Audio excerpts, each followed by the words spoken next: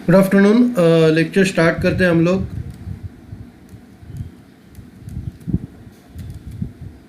मैं screen share करता हूँ।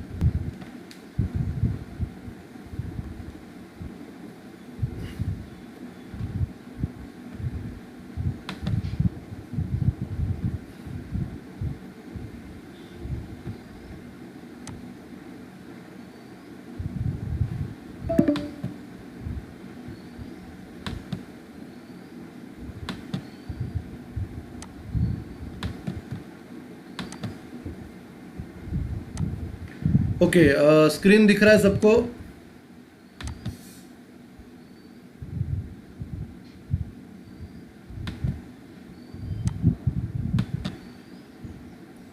सबको स्क्रीन दिख रहा है तो हम लोग स्टार्ट करते हैं।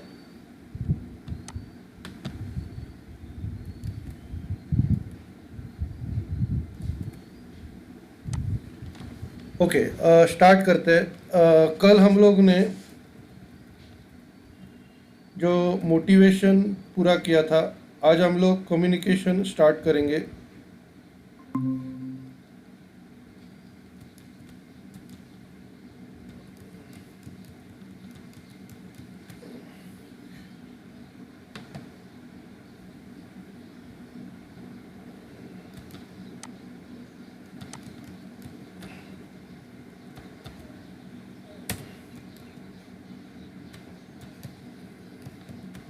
ओके, कम्युनिकेशन का पॉइंट स्टार्ट करते हैं।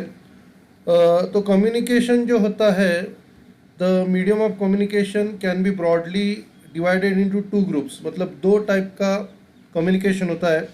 सबसे पहला जो है वर्बल कम्युनिकेशन, मतलब वर्बल में रिटन और ओरल आता है वर्बल कम्युनिकेशन। और नॉन वर्बल मतलब क्या है, इनडायरेक्टली किसी को समझ में आता है। इनडायरेक्टली किसको अगर समझ में आता है तो उसको नॉन वर्बल कम्युनिकेशन बोलते हैं। ओके, सबसे पहला भी verbal communication. Work words are use to communicate verbally. मतलब हम लोग क्या करते हैं, वर्बली कम्युनिकेशन अगर करने का है तो उसके लिए वर्ड्स का यूज़ किया जाता है। The verbal communication is divided into two groups. उसको दो ग्रुप में डिवाइड करते हैं, oral and written. Verbal group को दो ग्रुप में डिवाइड करते हैं, ओरल और रिटन। ओके, तो सबसे पहला ओरल कम्युनिकेशन के बारे में देखते हैं। फर्स्ट पॉइंट है importance of oral communication. Oral communication का importance. Oral communication take place in various forms such as discussion, phone conversation, presentation, instruction etcetera. तो बहुत सारे फॉर्म्स में ये ओरल कम्युनिकेशन टेक प्लेस करता है, जिससे डिस्कशन है, फ़ोन कन्वर्सेशन है, प्रेजेंटेशन है, इंस्ट्रक्शन है। तो इसमें ओरल कम्युनिकेशन टेक प्लेस करता है। The importance of oral communication over return communication, मतलब क्या क्या एडवांटेजेस है। रिटर्न कम्युनिकेशन से ज़्यादा ओरल कम्युनिकेशन कितना अच्छा है, क्या क्या एक्स्ट्रा एडवांटेजेस है, वो हम लोग देखते हैं। सबसे फर्स्ट है instant feedback. In a face-to-face situation, a speaker can immediately get the feedback from the listener. तो फेस टू फेस सिचुएशन में क्या है, अगर हम लोग किससे बात कर रहे हैं तो अपने को उससे इमीडिएट फीडबैक मिलता है कि हम लोग जो बात कर रहे हैं उसको समझ में आता है क्या नहीं आता है। तो ये अपने को समझ में आता है। बाद में the speaker can get the instant response. तो स्पीकर को जल्दी रिस्पॉन्स मिल जाता है लिसनर से, weather he has understood the message और नॉट। मतलब आपको मैसेज समझा है क्या नहीं समझा है, ये समझ में आता है। मैं आपको देखता रहता हूँ, मैं जब आपसे बात कर रहा तो मैं आपको देखता रहता हूँ, तो मुझे समझ में आता है कि आपको ये समझा है या नहीं समझा है। और whether the message is creating a favourable impression on the receiver और नॉट।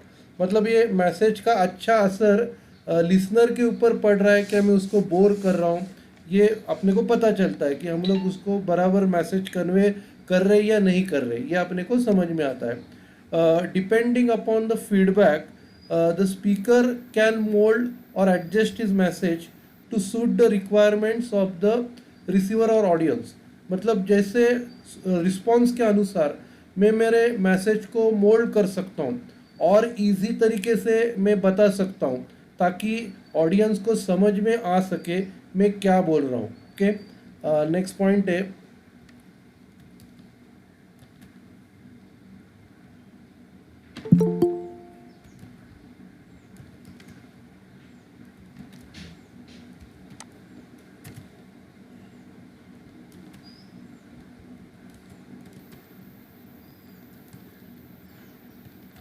ओके, नेक्स्ट पॉइंट है परसुइंग कन्विंसिंग इन नेचर। मतलब मैं जो तुम लोग को बता रहा हूँ, फेस टू फेस जो बता रहा हूँ, तो आप लोगों को समझ में आता है और मोस्ट मेजॉरिटी ऑफ सिचुएशन में आप एग्री भी हो जाते हो कि मैं क्या बोल रहा हूँ ये बराबर बोल रहा हूँ, ये आप एग्री हो जाते हो, तो उसको क्या बोलते हैं, परसीव करना या कन्विंसिंग करना। Oral communication can B persuasive in nature, मतलब आप लोग उस पर एग्री हो जाते हैं।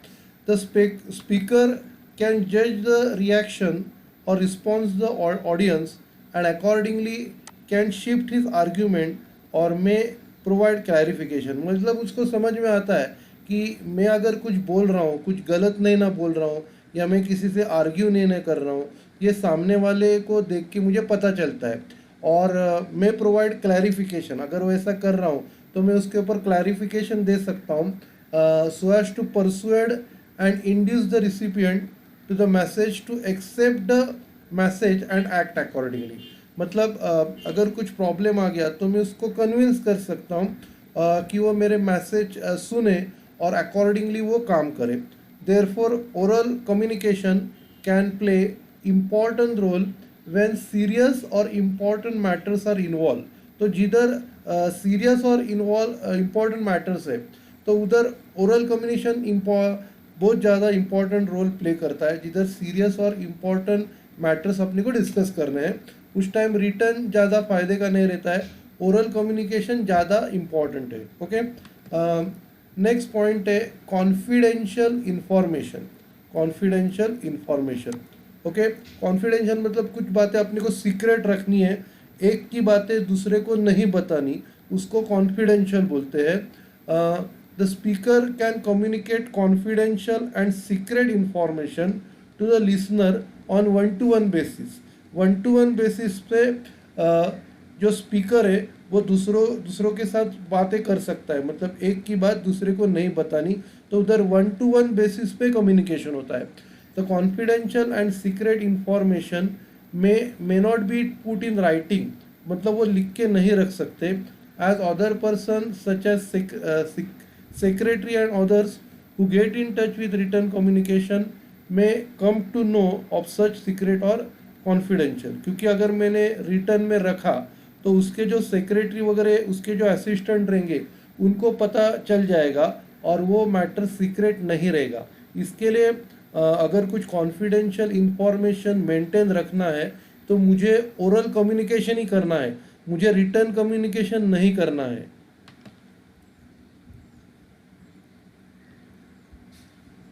नेक्स्ट पॉइंट है सेव्स टाइम, अपना टाइम ये बचाता है।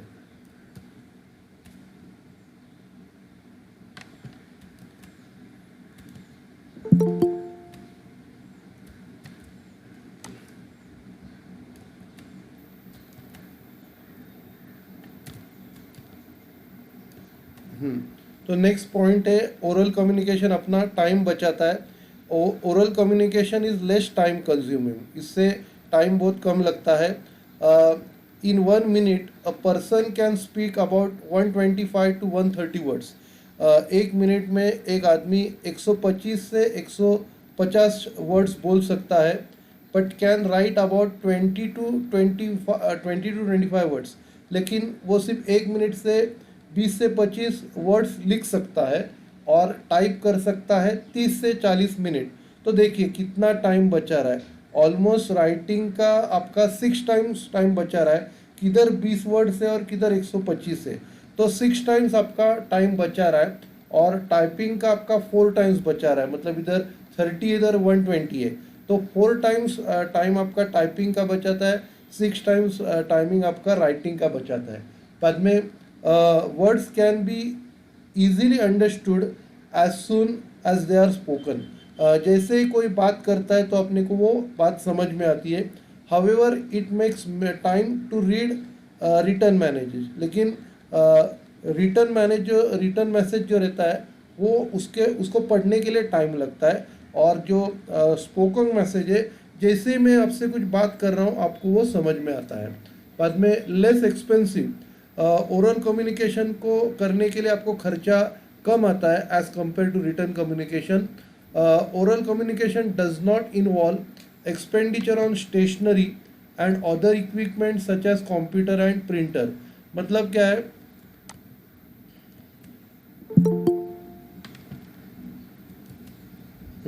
ओके, ओरल कम्युनिकेशन में जो है खर्चा बहुत कम आता है as compare to written communication.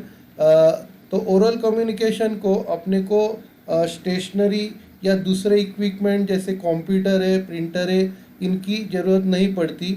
Also we accept the notion that time is money, then oral communication saves money by saving time. अगर हम लोग मानते हैं कि टाइम मनी है तो ओरल कम्युनिकेशन अपना टाइम बचाता है। ओके, तो इसके लिए ये रीज़न के वजह से ओरल कम्युनिकेशन ज़्यादा कंसीडर किया जाता है rather than return communication. Okay, बाद में नेक्स्ट पॉइंट है written communication, importance of return communication. ये भी इक्वली इम्पॉर्टेंट है।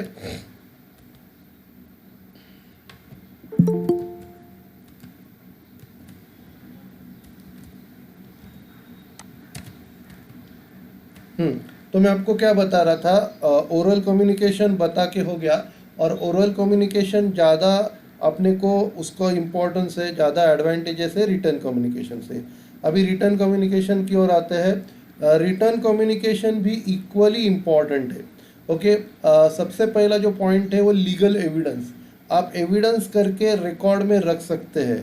राइटिंग ओरली जो बोला हुआ है वो एविडेंस नहीं बनता। The written communication can be used as legal evidence in the court of law। Court में ये प्रूफ करके हम लोग उसको यूज़ कर सकते हैं रिटर्न कम्युनिकेशन को।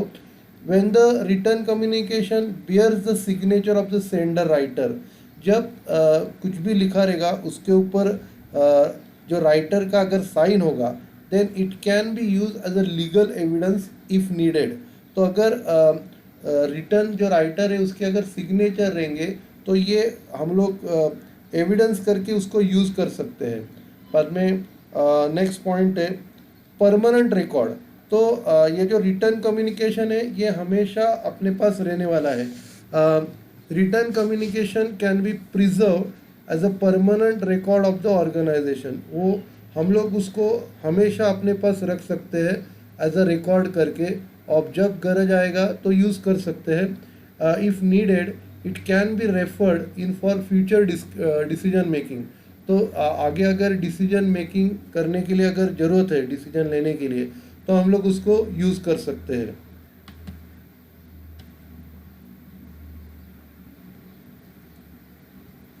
नेक्स्ट पॉइंट है एक्यूरेट एंड प्रिसाइज। मतलब क्या रहता है, रिटर्न कम्युनिकेशन एक्यूरेट रहता है, मतलब कुछ उसमें मिसअंडरस्टैंडिंग का चांस नहीं होता। ओरल कम्युनिकेशन में बहुत बार ऐसा रहता है उसको बताने का कुछ और अलग रहता है, हम लोग समझते कुछ और है, तो ऐसा प्रॉब्लम रिटर्न कम्युनिकेशन में नहीं आता। Return communication is accurate and precise, मतलब ये परफेक्ट रहता है और जितना उन्होंने बोला है वही अपने को करने का रहता है, उसके ऊपर नहीं परफॉर्म करने का रहता है। This is because the writer take care to see that all relevant information is provided. इसका रीज़न क्या है, क्योंकि राइटर जो है वो एक केयर ले रहा है कि जितना भी इंफॉर्मेशन उसको काम करने के लिए चाहिए ये मैंने उसको प्रोवाइड किया है या नहीं किया है, उसका वो केयर लेता है। ठीक है, the return communication is also precise in nature. तो ये प्रेसाइज भी रहता है, जो भी काम करने का है वो स्पेसिफिक काम उस पर लिखा हुआ रहता है। In written communication the writer और sender can provide clear and specific information. तो रिटर्न कम्युनिकेशन में जो राइटर या सेंडर है वो क्लियर इंफॉर्मेशन देता है जो भी काम करने का है, और specific to the point information देता है। ठीक है, तो आप क्या करो, इधर तक पढ़ के लो, बाद में हम लोग ख़त्म करते हैं। ठीक है।